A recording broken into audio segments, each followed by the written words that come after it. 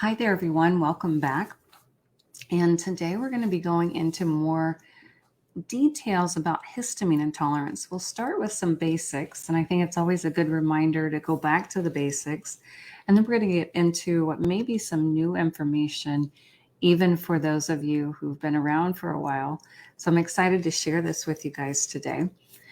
So again, everything today is about histamine intolerance, what happens with histamine intolerance, where does it come from, how does it develop, and what do we do with it? We'll go through some of our disclaimers here at the beginning. So just a reminder that this is for informational, educational purposes, not meant to treat, diagnose, cure, prevent illness, and always work with your healthcare provider. If you see any links, they may be affiliate links. That means that Mast 360 might make a very small commission if you purchase through the link. Doesn't cost you anything more. We're very, very ethical about what kind of links we put out. Everything that we put out, I've used before, we use in the practice, we have experience with, and we test out. And if you do want to support us, those commissions help support all of our free resources, the newsletter, the website, the ongoing research that I do on these different kinds of products so I can purchase them and try them out for you guys. And we always appreciate anywhere that you can help us, but of course there's never any pressure. And then the slides here, copyright. All right, Q&A reminders. Do please keep topics or questions to the topic for the Facebook Live on histamine intolerance today. Just submit your question once, please.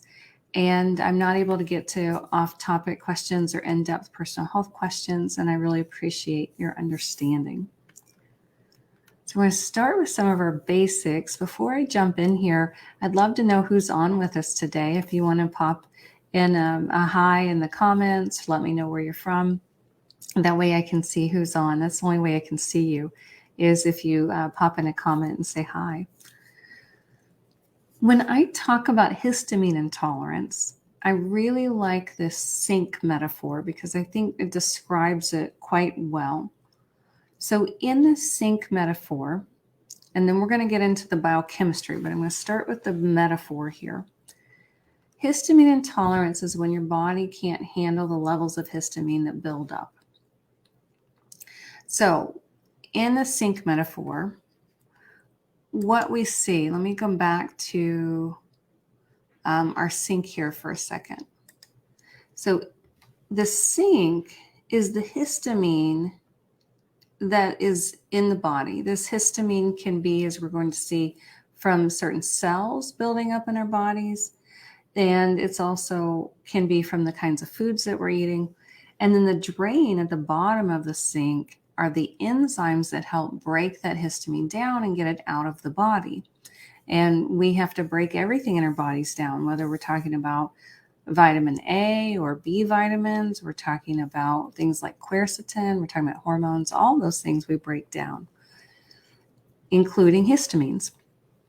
And if our production or consumption of histamines doesn't overwhelm the drain, which is the enzymes at the bottom of the sink here, then the sink will drain and the histamine will flow out, will be just fine.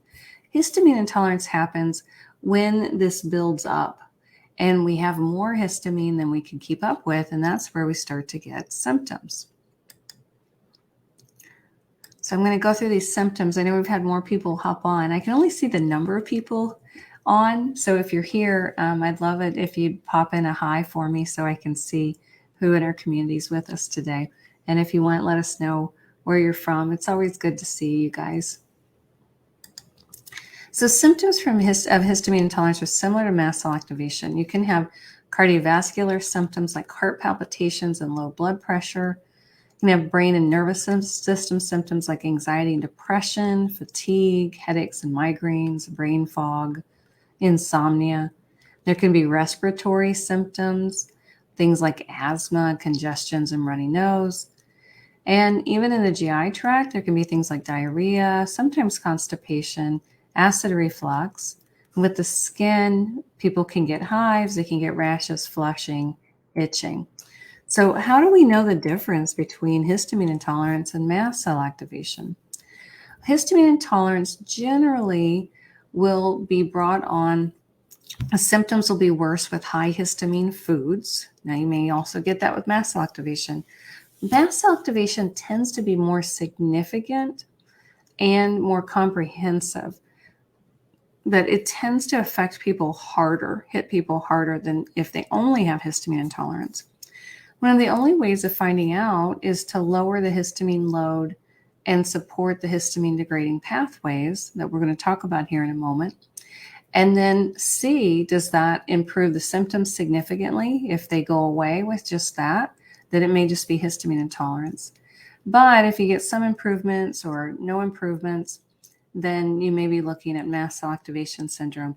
You may be looking at both. And that's most of what we see in my practice at Mast Cell 360. The people who we work with here is people that generally they have both, not always, but generally. And of course, always rule out other things that may need medical attention. There are some things that can mimic histamine intolerance. It's always good just to get an annual physical, get some general blood work, make sure that that is looking normal.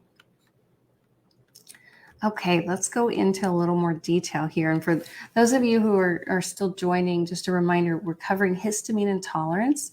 So our questions are going to be about histamine intolerance and our topics that we're covering here. I will get to the questions at the end. Sometimes I'll grab a few as we go along, but then I go back and do them from the beginning at the end. As time allows, I'll get to what we can. And I can't get to off-topic questions or questions that are in-depth personal health questions. So I do appreciate your understanding. So what is histamine? Let's go to some basics here. Histamine is a type of chemical that's called an amine. And there are different types of amines. Amines also include, you may have heard of tyramines. There are tyramines in things like bananas and chocolate. You may have heard of dopamine. You may have heard of norepinephrine, epinephrine, serotonin. These are all types of amines. That's a type of chemical structure. And this will come into play because some of the similar enzymes break down these different types of amines, not across the board, but some enzymes will break down multiple types of amines.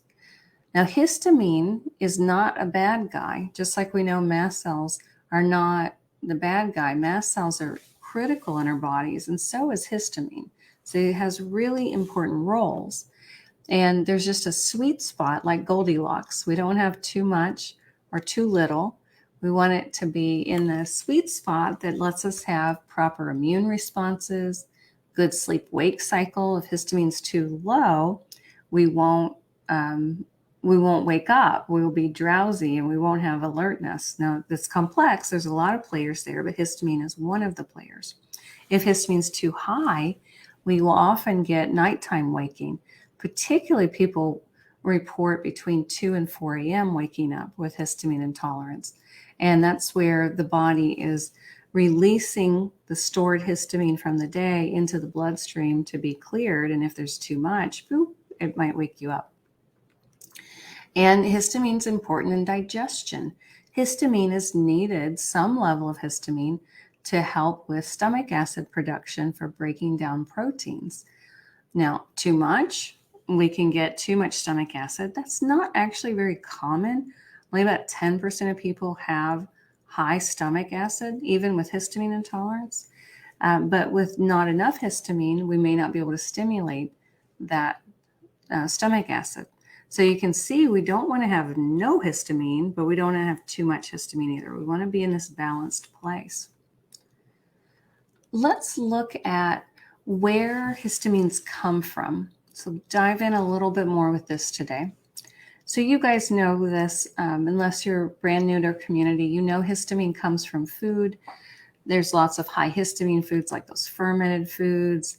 Some foods we think of as healthy like spinach are high histamine. And there are histamine liberators like citrus fruits, strawberries, walnuts. So you can get our Mast Cell 360 low histamine foods list here. And there are a few other really good foods lists. Janice Joneja has amazing research on histamine.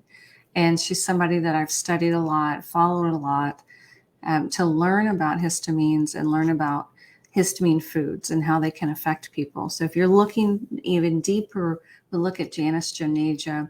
There's a Swiss list called the SIGHI list, SIGHI, which is really good information on histamines as well. Just be careful with finding just any list online, because unfortunately, about 95% of the ones I found, they were missing the histamine liberator foods and said that things like walnuts were okay, or they say things like fresh fish or fresh meat from the meat counter are okay. And what we know is those can be pretty high histamine, particularly for more sensitive people in our community. So we want to make sure that the list that you're using is really well referenced and researched.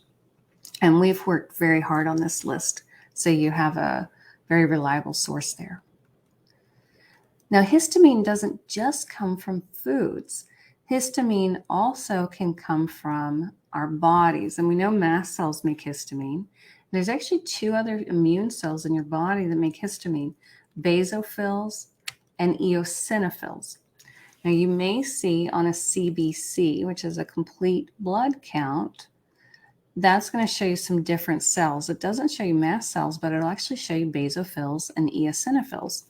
And one of the things that can be helpful to look at is to see where it gives you what's called the differential. And these are your percentages of eosinophils and basophils and neutrophils. When it says the eosinophil percentage, is it 2% or below? We want it to be 2% or below. If it's above 2%, your body may be producing a lot of histamine from those eosinophils. So that's something else, a little nugget there that you can take a look at in your blood work. And histamine is one of the many different types of mediators. So it's a type of mediator that's released. We know mast cells release all kinds of mediators, over 1,000 different ones. So histamine is just one of these. And of course, you guys know with mast cell activation syndrome, the mast cells are overly responsive to some of those mediators, which can include histamine. And if your mast cells are sensitive to histamine, the more mast cell activation you have, the more those mast cells can release histamine. It can trigger more mast cells to release more histamine. Kind of become a spiral. So this is why for people with mast cell activation syndrome, if histamine is a problem for you, that low histamine diet can help not just histamine intolerance, but the mast cell side as well. So let's go a little deeper into this, how this histamine is affecting the cells. So you guys probably know by now that cells communicate through receptors. So they receive signals from outside the body, from outside the cell through receptors. And what happens is these different mediators can dock on the receptor, and the cell registers that. And these receptors are responding to everything. They're responding to what's in your bloodstream, the food that you consume, the air that you breathe, hormones in your body, neurotransmitters, all kinds of things. And then you have 4 histamine receptors. So these are broken into histamine 1, 2, 3, and 4. So 4 histamine receptors. And this is important when you're looking at things like people talk about H1 blockers for H1 antihistamines. This is going to be your Claritin, your Zyrtec, Allegra, Xyzal, those types of medications. And then you have what are called H2 blockers. Those are H2 antihistamines. Now they're marketed as acid reducers, but that's not exactly what they're doing. They're actually blocking this H2 histamine receptor. So they can help calm some of this mast cell overactivation. For people that tolerate those, it can be very helpful in calming that response to the histamine on those 2 receptors. So let's look at those a little bit more. So these H1 receptors are found throughout the body, and they're associated with things like allergic reactions and inflammation, immune responses. And like I said before, the H1 blockers like Claritin and Allegra, Xyzal, Zyrtec, those are working on the H1 receptors. Now, not everybody tolerates these, of course, but for those that do, they can be quite helpful. And some people have found that getting them compounded so that you don't have the excipients that are in there, like the dyes and the talc, can help. Then there are the H2 receptors, and these are found in a few places in the body, but particularly in high numbers in the GI tract. So that means the mouth, the esophagus, going down into the stomach, the intestines, all through the intestines, lots of H2 receptors there. And this is where the H2 blockers like Pepcid, called the generics famotidine or Tagamet, cimetidine, those work on those receptors in particular. Interestingly, ginger also works as an H2 blocker, and some of the different supplements that we use for mast cell supports work on some of the H1 receptors. So sometimes calming this can help. Sometimes people don't tolerate as much the H2 blockers, and that's okay as well. We just have to find what works for each one of us as individuals. Now, there's another two types of receptors, and they're not talked about a whole lot. They're the H3 receptors that are found a lot in the brain, and these are important in the sleep-wake cycles, the alertness, energy, and they modulate the release of histamine. And histamine actually works in the brain as a neurotransmitter on the H3 receptor, and it modulates other types of neurotransmitters. We don't have much in terms of research on supplements for H3 blockers. There are some medications that work on H3 receptors in the brain. They're mostly narcolepsy medications. Then H4 receptors, these are found throughout the body in some of the organs like the spleen. They're also found in the brain, found in the intestines, in the lungs. And these also play a release in histamine and other types of mediators. We don't know as much about the H4 receptors so far as we do about the H1 and H2. Now let's get into how do we break down histamine. So if you've been around for a while, you've probably heard of DAO, diamine oxidase, and what's called HNMT, and this stands for histamine N-methyltransferase. Those are the two histamine degrading enzymes that are talked about the most.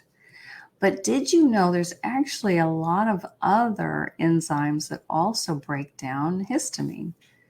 So just going to go over these high level for the practitioners who may be interested, or health geeks out here that are really interested in this kind of stuff. If this is too much info, don't worry. We're going to move on from this fairly quickly, so just bear with me. So we have an enzyme called ACAT, and ACAT is acetyl cotransferase. I think the cholesterol part is incorrect there, so my apologies there. Acetyl cotransferase, and this works as part of the acetylation pathway. And then we have ALDH, aldehyde dehydrogenase. There's actually a CYP enzyme. This is part of phase 1 detoxification, and that can break down some histamine. Then we have one called MAO, monoamine oxidase. You might have heard of that. MAO also breaks down other amines. So see how it has this word monoamine. So remember at the beginning we talked about dopamine as an amine, so is histamine, serotonin. MAO has a role in a number of different amines. Then we have NAT. This is related with the ACAT enzyme. These are connected here biochemically, N-acetyltransferase. And we have UGT1A4. This is in the glucuronidation pathway that also breaks down mycotoxins. So just a snapshot here of some of the other enzymes that are involved in breaking down histamine. I wanted to show that it's much bigger than just DAO and HNMT, even though those are the two that are talked about the most.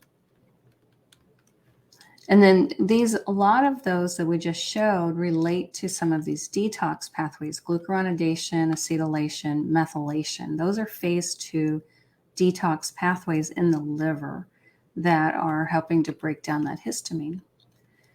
Now let's zoom in on, because we could spend a whole weekend, about 16 hours, just talking about all of those enzymes, which is way too in-depth for us to do in a Facebook Live. Let's talk about the DAO and the HNMT. These are heavy hitters.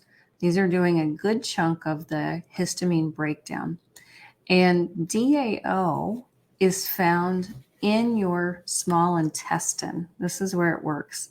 So those brush border cells of the small intestine, those are the little cells that line the small intestine. They make DAO. And then what they can't break down will spill out of the intestines into the bloodstream.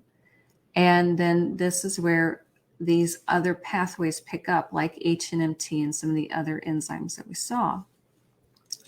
Now, there's some things that affect this production. Of course, genetics can play a role, but I found that its genetic expression is much more critical than the genes themselves. So if you have genetic variants, I used to think that this was kind of a life sentence, but now I know that it's not a life sentence. Our genetics aren't. When we get out things like mold toxins, big stressors, trauma, we address that, things that affect that genetic expression. It's amazing how our bodies will compensate for our genes. And oftentimes when people address the root causes, the genetic expression will dramatically improve. And what we thought might be a lifelong problem starts to clear up. It's quite fascinating. So mold toxicity is a huge hitter on our genetic expression. And that's why we come back to it again and again and again. If you get rid of mold toxicity, your genes from the expression side can function so much better. Then low nutrients can play a role because there's some cofactors that are really critical for all of these various enzymes. And we're going to look at them with DAO and HNMT. Gut inflammation plays a role with that DAO. As I said, if we've got any kind of gut inflammation, SIBO, SIFO, different kinds of inflammatory bowel disorders.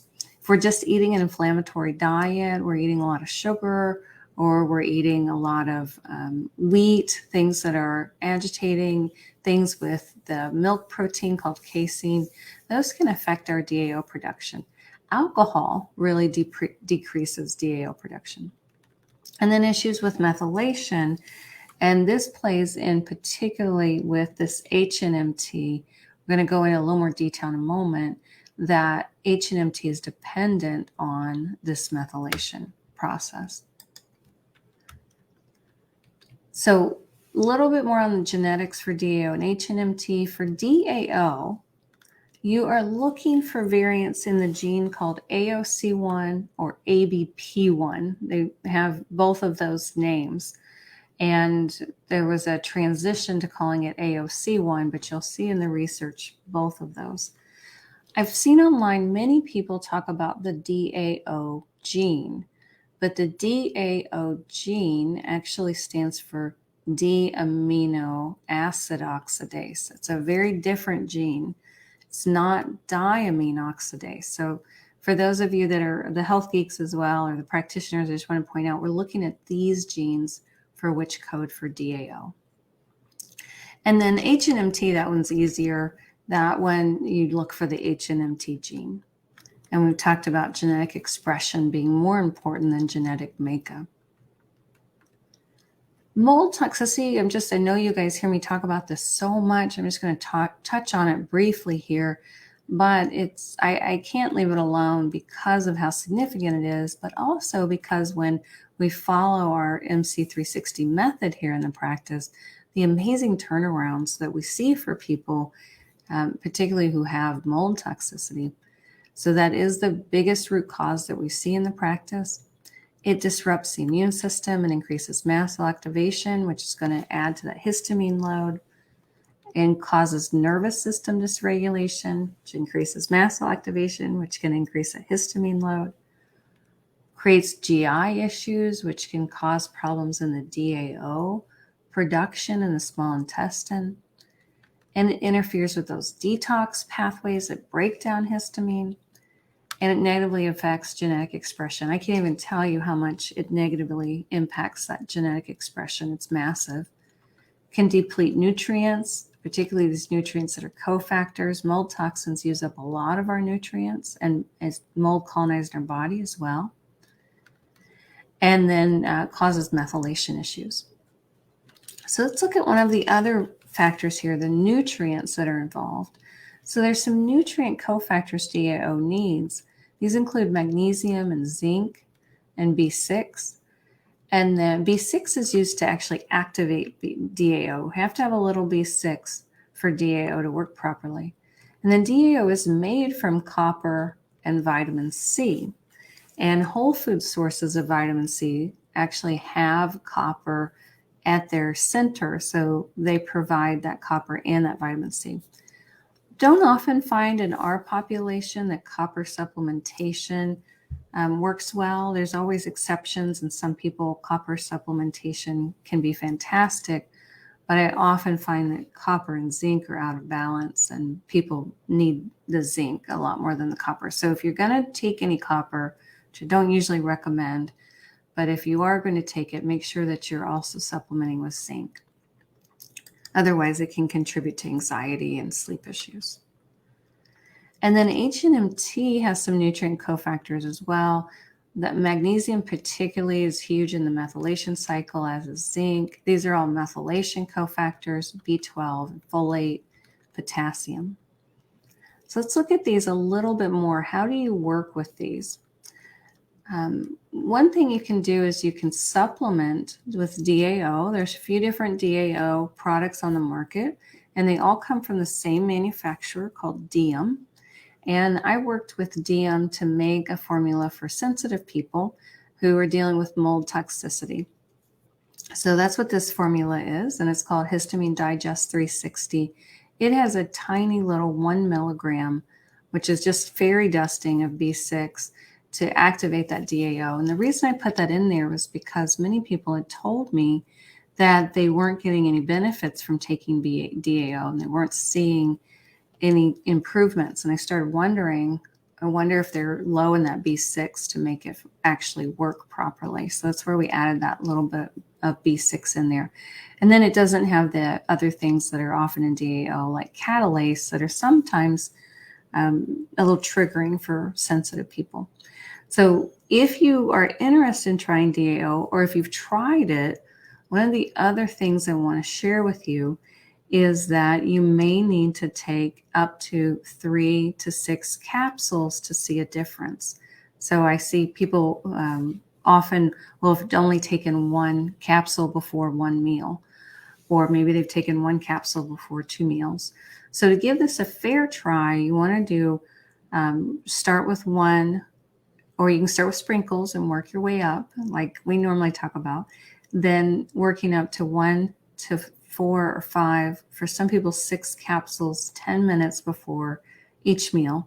And you get it in a little before, just so that it'll get ahead of your food, the capsule open in the GI tract before your food gets down there. Now, if you forget to take it 10 minutes before, just go ahead and take it. I've forgotten and taken it after the meal, and I still got some benefits. And you don't have to set a timer, so it doesn't have to be like exactly 10 minutes on the dot. I usually, as I start to fix my plate and get ready to sit down at the table, take my DAO. Now, another thing, we've talked about this DAO being made in the gut inflammation. And if you have inflammation in the small intestine, that can affect your ability to make DAO. And then any kind of gut lining damage can also increase that histamine production. So it can be kind of a spiral there. And this can be, again, from things like SIBO or SIFO, IBS, Crohn's, any of those, celiac, those types of things. So in addition to DAO, one of my favorite things to do is to add in holozyme. I love this digestive enzyme because it's also already activated. Digestive enzymes need minerals to activate them to be useful. So if you've not had success with enzymes in the past, you might consider giving this a go. And this is another thing you can open and start with sprinkles if you want. Then there's a probiotic that can help support the GI tract and with um, may help with that DAO production indirectly. This is a probiotic called rhamnosus. I really like this factor 1. We'll put some links in for you where you can get these and you can get discounts. So we have a coupon on this Holozyme, and then on the factor 1, you can get that through, if you want to sign up for full script under us, you get 15% off any of your supplements anytime. And it helps support us too. They give us back a little bit. It doesn't cost you anymore, but they give us a little bit that supports the Facebook Lives and the research. So just a couple other things that can be synergistic with that DAO. Now, methylation issues. If you've had methylation issues, just a reminder, go slowly or be cautious with bringing a methylfolate or methyl B12, methylcobalamin. If you take these too soon in the protocol or in the process or too high of a dose, those can backfire on people. We don't want to open methylation up before we've calmed the mast cells, calmed the nervous system, and if we're dealing with toxins, gotten some targeted binders on board. So just letting you know, because I see lots of people who come into our practice who've had reactions to these, and it's usually a timing and a dose issue, just a nugget there. And a lot of people want to support that histamine. They want to jump into supporting the HNMT, but you want to do that in the right order. So a lot of this is about doing the right things in the right order. One of the other things sometimes people will do is take SAMe. SAMe is an end product of the methylation cycle, and SAMe is a cofactor for the HNMT enzyme that breaks down histamine. So for HNMT to work, it has to have SAMe to connect onto it, to activate it. So I also don't usually recommend supplementing with SAMe. It does help some people, and I don't have any absolutes, but it's one of those things that can also backfire. And if we take too much of it, it can reduce our body's own ability to make that SAMe. So you can, these are some of the more gentle methylation supports that I find people do better with early in. And these are things like zinc, picolinate, sometimes can help people.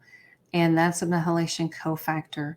Then if you aren't terribly sensitive, if you do tolerate all kinds of supplements and you're not one of the people like I was who had to open everything, start with little sprinkles, then you could look at what's called homocysteine factors. And this would be if you're ready for methylation support. It's a nice blend of methylation cofactors.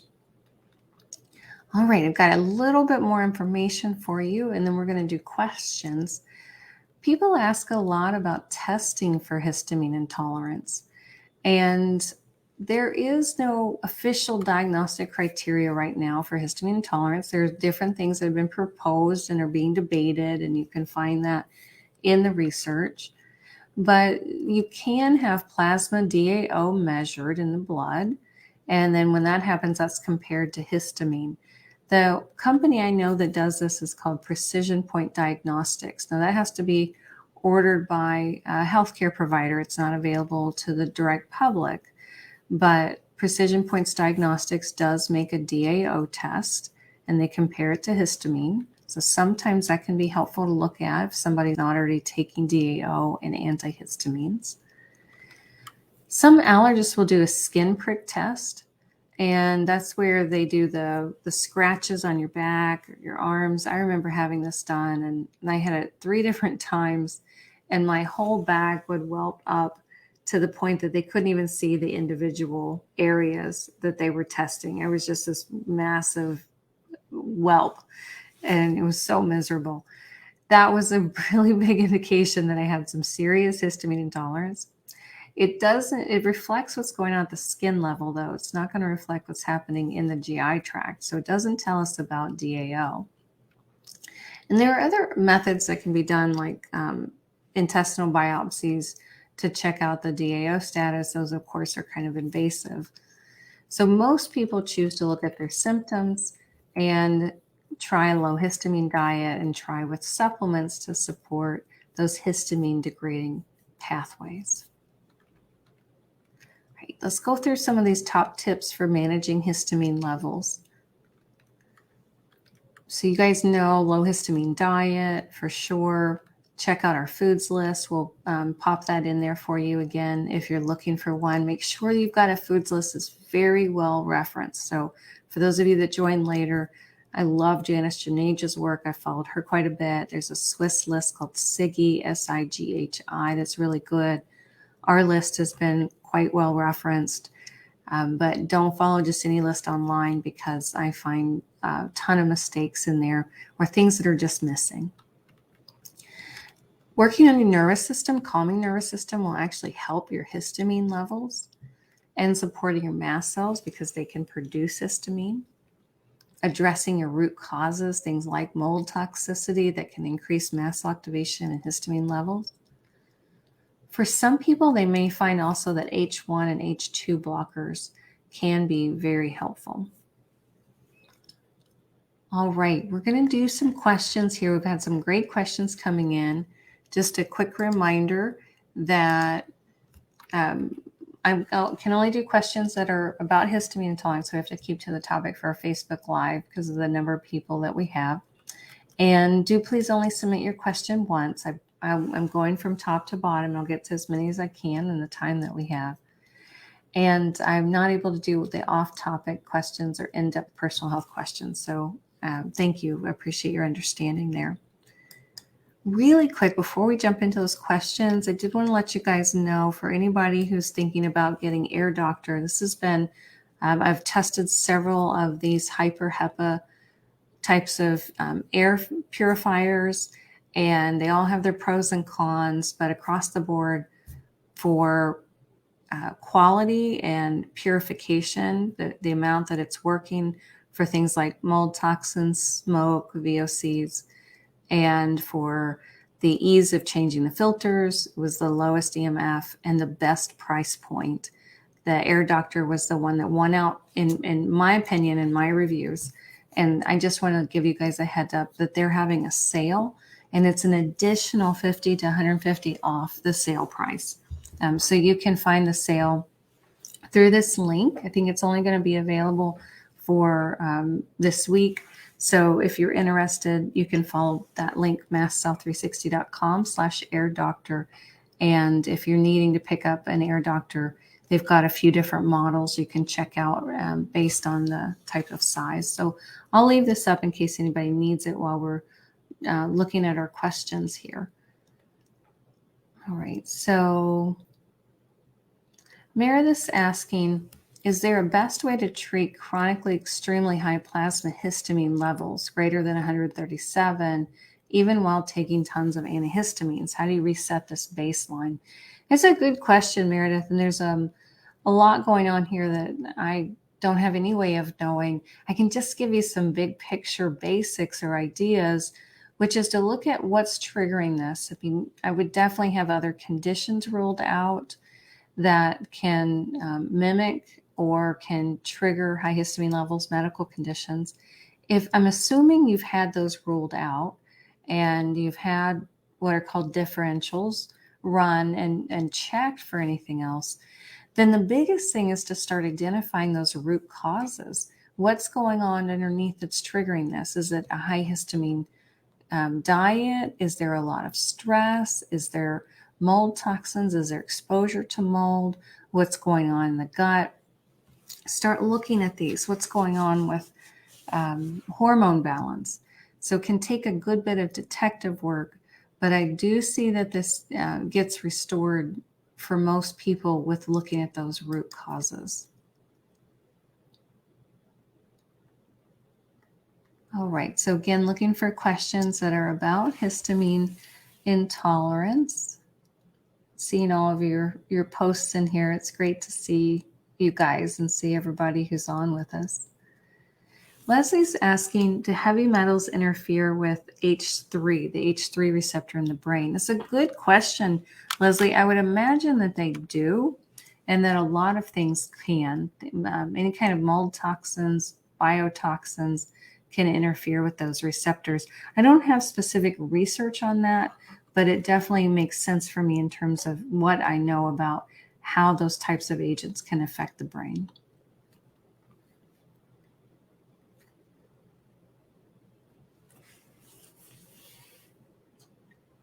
Okay.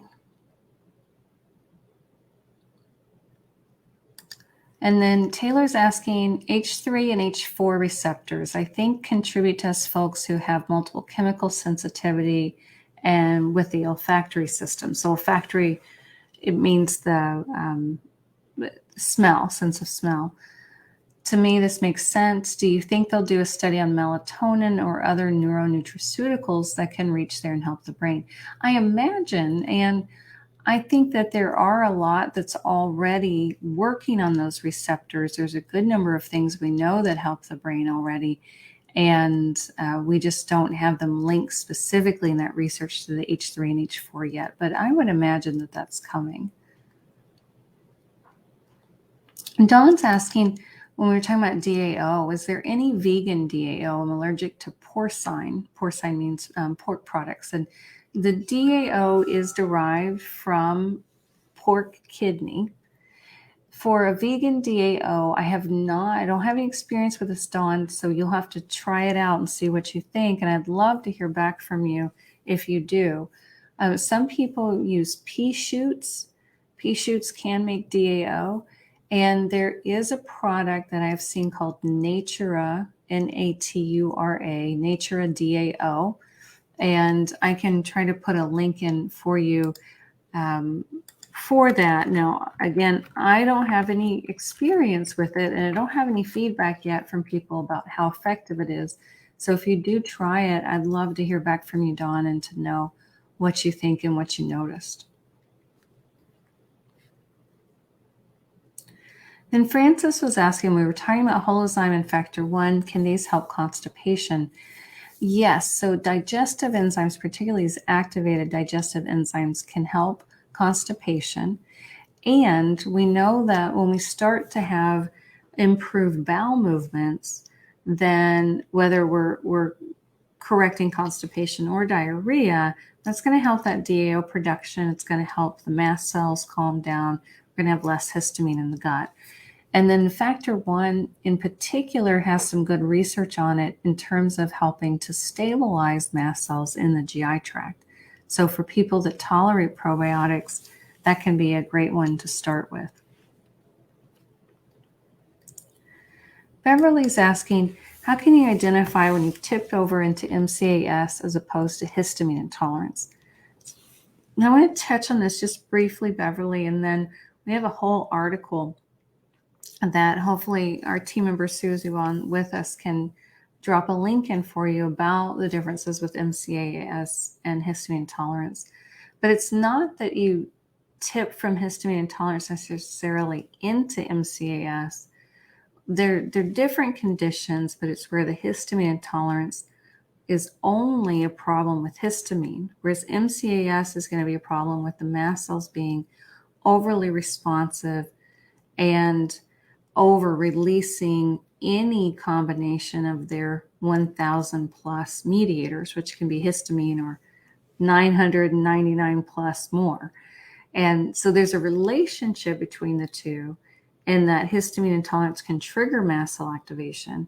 Mast cell activation can worsen histamine intolerance, but they're not exactly the same condition. They're interrelated, but they can trigger one another. So I hope that I'm answering your question and what I'm saying is making some sense. All right, give me 1 second. I just lost my place here in the questions. Melanie's asking, is there a relationship between rosacea and histamine intolerance? So there is a lot of connection in the research with mast cell activation and rosacea. Then there is some with histamine intolerance, but again, I always go back to the why. Why is this happening? Why are the mast cells triggered? Why is the histamine out of control? What are the root issues? And that's what I want to encourage all of us who are dealing with, whether it's rosacea or whatever we're dealing with, be looking at what are these root issues. And then Beverly was asking, supplementing with brush border enzymes help with histamine intolerance. Yes, and so that's what we were covering with the Holozyme. Holozyme has those pancreatic and brush border enzymes. Jonathan's asking, does ketotifen or cromolyn help with histamine? Ketotifen has a number of actions. This is a medication that in the United States has to be compounded to take orally. It's only available in the US as a regular formulation as an eye drop. In lots of other countries, ketotifen is easily available, but it can be compounded here. And it works as an H1 antihistamine, as well as it has some mast cell stabilizing properties. Cromolyn works more on the mast cells. It's not really understood how it works, but it can help the mast cells from producing more histamine. Let's see, Elaine said, I have 3 air doctors. I'd love to know, Elaine, how the air doctors work for you and what you think, if you want to post anything in there. Tammy's asking, can excess histamine cause blood pressure spikes? It's possible. So histamine is more known for lowering blood pressure and making it too low, but you could get his blood pressure spikes. Mast cells can also go either way, low blood pressure or spikes in blood pressure. Now, of course, get your medical exams and get other things ruled out. Make sure you know what you're dealing with, and make sure that you're not dealing with something that needs to be addressed with medicine more immediately. Kathy is asking about low-dose naltrexone, and this is more used on the mast cell side, so it can help reduce the mast cell production of histamine. It does work for the mast cells, and there's lots of different types of things. There's too much. I know we had a question about more on LDN. There's too much about that to go into depth, but there's some great books.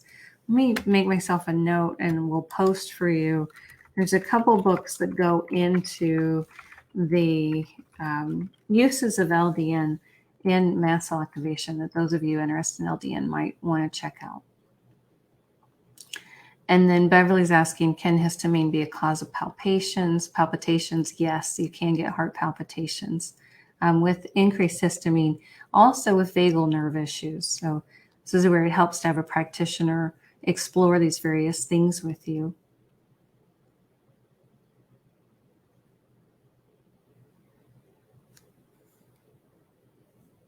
Okay. Oh, let's see. Karen, what do you recommend for a 1 soon to be 2-year-old? Well, this breaks my heart. The little kids really get me. Her foods list continued to decrease. We're now on a vegan only diet. I would go, if you can, Karen, check out our courses and particularly look at the MC360 Mold Masterclass. I see this a lot in little kids, and mold can be transferred through the placenta, through the breast milk. So if you have any health issues, you might think about that, see if it makes sense to you. And then I hope you're working with a really good provider who can help her get more foods back quickly, because I know that's super hard for the little kids there.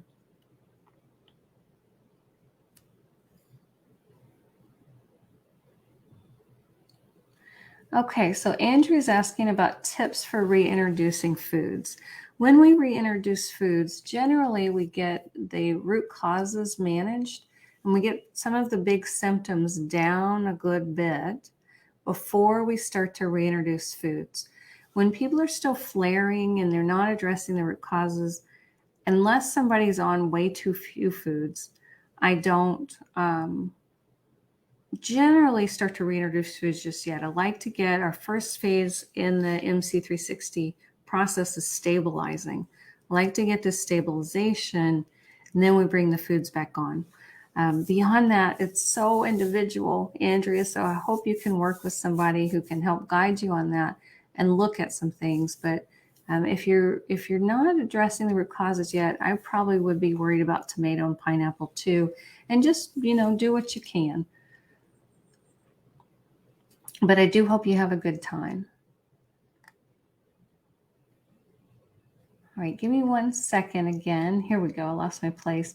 Trilby said that the nature DAO we were talking about has been helpful. So that's some feedback there on that vegan source of DAO. All right, you guys, lots of amazing questions here. We're staying with histamine intolerance today. Anna asked, you mentioned histamine can cause you to wake up about 3 in the morning. Can we expound on why this happens? I'm sorry about the doorbell. So the histamine will build up in the body through the day. And then between generally about 2 and 4 a.m., the body will move the histamine into the bloodstream to get filtered by the liver and that histamine to be broken down and cleared up. It's also interesting that in Chinese medicine, between 2 and 4 a.m. is the time of the liver. So I think that we're talking about the same things here. But that's why that can happen. So the higher histamine loads there are, the more that's going to dump between that 2 and 4 a.m. Sometimes people will wake up, they just wake up and they can't get back to sleep. Sometimes they're hot and flushing. Sometimes they're itchy. So you'll see all kinds of different presentations there. All right, we're going to take just a few more questions here. And let me refer some of you to some other resources. So the questions about vasodilation and vasoconstriction, you'll find some of that in our mast cell mediators materials. I'll give you a little more information there. And then Talia's asking, can you do prescription meds with the mast cell supplements? Generally, yes. Of course, work with your healthcare provider on any kind of contraindications, but a lot of people do successfully and very well take a combination. I take a combination of medications and supplements. All right, so I'm going to take just a couple more questions here. I love all these questions you guys are sending in. And every once in a while, my screen jumps up from where more come in, so I have to find my place again here. Oh, Gloria posted here, I have one air doctor in my office that helped me tremendously. I'm located in a building built in 1932. I smelled mold. The air doctor helped with respiratory problems. I have 2 operating at home. Thanks for sharing that, Gloria. It's good to hear your experience there. Okay. I think I've covered much of what I can that's specific to histamine intolerance. Thank you all again so much for being here with us. I do want to make sure that you know, if you're new today, that you can find our website at mastcell360.com. We have all kinds of free resources over there for you. We have blog posts, we have foods lists, and then if you're looking for more detailed help, there are 3 courses. The nervous system course is the place to start, the mast cell nervous system reboot. Then the mast cell 3, or the top 8 mast cell supporting supplements masterclass, and then the MC360 precision mold masterclass. So tons of information there for you. If you would like to see more of these Facebook Lives, we're here almost every Monday, 2 o'clock Eastern, so the same time every week. And I was looking here next week, we're going to be looking at how to swap out high histamine foods with low histamine replacements. So an example you probably have heard me talk about is spinach in a recipe, swap arugula. We're going to be looking at other types of swaps that you can do. So I'm excited about that because I like to look at how to retain variety, how do we keep lots of nutrients in our diet and not whittle down. Plus, you can feel really deprived when you're doing a low histamine diet or these other types of diets and you're not sure what you can eat. So we're going to be covering that next week. As always, it's wonderful to be with you guys. Have a really good week. Take good care of yourself. And no matter what, keep going. The people who keep going are the ones that finally get there. and get their health back. So we'll see you next week.